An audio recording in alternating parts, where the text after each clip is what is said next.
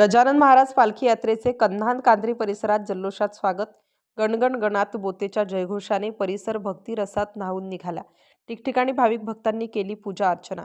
श्री संत गजानन महाराज सेवा समिती 3 खंबा चौक नागपूर यांच्या वतीने दरवर्षीप्रमाणे यंदाही संत श्री गजानन महाराजांची नागपूर ते रामटेक पायी पालखी दिंडी यात्रेचे आयोजन करण्यात आले। शनिवार दिनांक 3 जानेवारी रोजी सकाळी 5 वाजता श्रींची आरती पूजा अर्चना करून पालखीचे प्रस्थान श्री हरिहर गजानन निवास तिमकी 3 खंबा चौक नागपूर येथून झाले। प्रेमनगर येथील गजानन महाराज मंदिर, भवानी माता मंदिर, कडमना मार्गाने पालखी कामठी येथे दाखल झाली।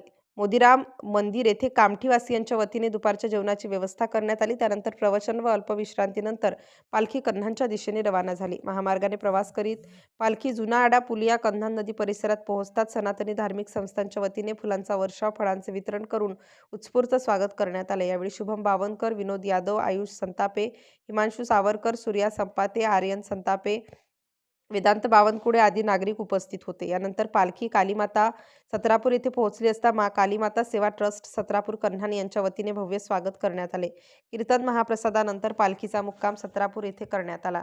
प्रतिनिधी ऋषभ बावनकर, कन्हान।